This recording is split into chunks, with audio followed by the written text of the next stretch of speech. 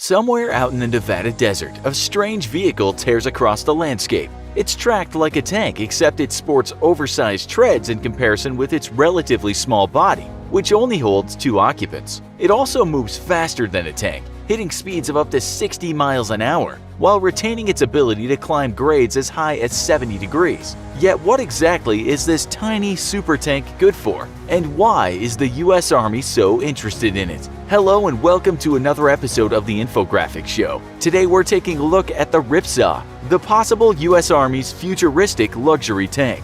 The Ripsaw has been around since at least 2002, but it started to gain fame in 2010 when the US Army began testing the vehicle for possible adaptation into its inventory. It wasn't until Fast and Furious 8, though, that the rest of the public got a very impressive look at the capabilities of the Ripsaw, making its big-screen Hollywood debut and wowing audiences with its speed, maneuverability, and versatility. Yet, as badass as the Ripsaw seems, and admittedly, it does look pretty badass in pretty much everything it does, the US Army has, after 9 years of testing, still not found a use for the Ripsaw. Original interest in the Ripsaw stemmed from President Obama's order that the US military begin slowly shifting its focus from fighting low-intensity conflicts around the world against insurgent or terrorist forces back to countering the growing power of China and Russia. Over the course of the US's global war on terror, the military has seen its capabilities to fight large-scale, high-intensity conflicts severely atrophy,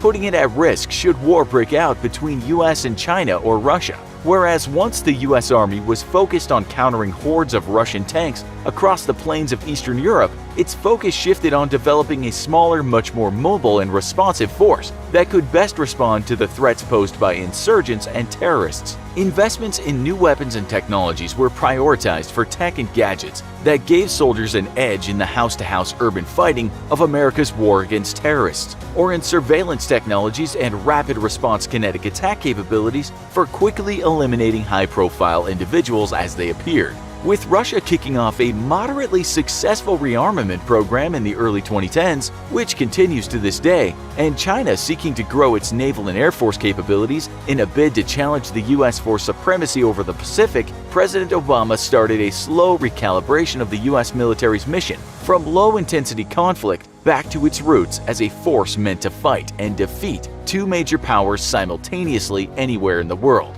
That meant a reinvestment in frontline combat systems, such as tanks, anti-tank weapons, and new bombers. Yet the slow expansion of Russian ground forces and their increasing adaptation of ground combat drones sees a need for the US to supplement its infantry with a light tank or light tank equivalent. Currently, the US Army finds itself with a pressing need for a light anti-tank weapon system that's fast, agile, and somewhat survivable, which is where interest in the Ripsaw kicked off. With a 750 horsepower diesel engine, the Ripsaw has about half the power of an Abrams, but on a much lighter body.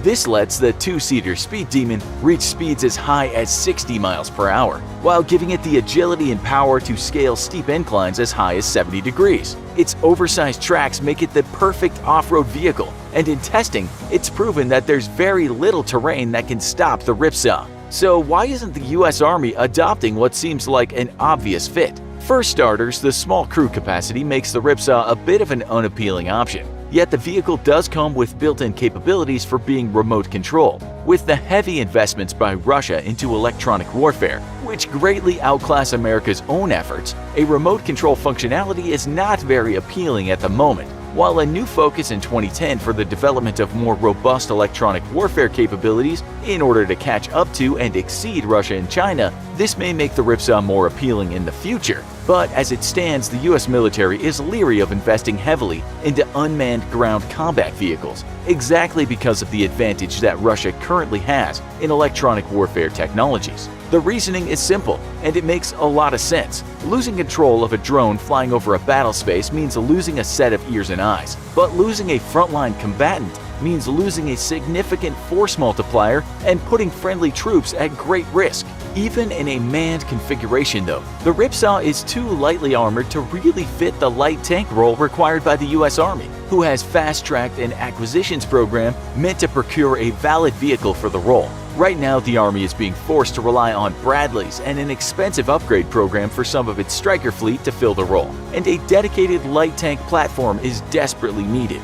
The job of a light tank is to quickly move in and out of combat and outmaneuver the heavy main battle tanks, while providing fire support in situations where big main battle tanks aren't available or can't operate safely in. Relying on speed and firepower, a light tank should be able to knock out a main battle tank, while providing at least some survivability should it be struck in return. At minimum, a light tank should be resistant to 50 caliber and limited RPG fire, drawing fire for and protecting the infantry it directly supports. Yet the Ripsaw is completely unarmored, providing zero protection for its crew. The vehicle is also simply too light, weighing in at only 9,000 pounds, while an Abrams comes in at 70 tons. This lightweight means that the Ripsaw is not suitable for many of the heavier fire support options that a light tank needs. In fact, the Ripsaw is only rated to house the common remotely operated weapon station, which is capable of mounting the M2 50 caliber machine gun, the Mark 19 automatic grenade machine gun, or an M240 Bravo or M249 SAW. While all of these weapons would make for great fire support against targets such as terrorists and insurgents, none of them pack the punch necessary to go toe-to-toe with a modern armored vehicle. Russia, for example, fields the Sprut SD light tank, which features a 125mm main gun with a 7.62mm coaxial machine gun. Its main gun can also fire anti-tank guided missiles if available. Armored with aluminum and steel, the Sprut is able to protect from 23mm cannon rounds, small arms fire, and artillery splinters. If the Russian Sprut were to come face-to-face with a Ripsaw, the Ripsaw would be a mess of mangled metal in seconds. Yet the US Army has been trying very hard to find a place for the Ripsaw, and consistently failing. While the Ripsaw can be armed with a Javelin anti-tank missile and could in theory make for a good tank killer, its complete lack of protection once more makes it an incredibly unappealing option for the role. Troops potentially assigned to operate the Ripsaw against a Russian tank would not be blamed for remembering the terrible Shermans from World War II, which were notorious for exploding after a single hit by a German panzer. This earned the Sherman the nickname Bronson after a cigarette lighter amongst the Germans, because just like the lighter, a Sherman would always light up the first time every time. With such equally bad protection, if not worse, at least a Sherman could withstand small arms fire. Assignment to a Ripsaw against modern Russian forces would be tantamount to suicide. Alternatively, the Ripsaw has also been reviewed for possible use as an ambulance, and indeed here its high speed and extreme maneuverability make it a very appealing prospect. Yet again though, its limited crew capacity sinks the hopes of using a Ripsaw as a battlefield ambulance, as the vehicle could fit at best a single casualty with no room for an attending medic.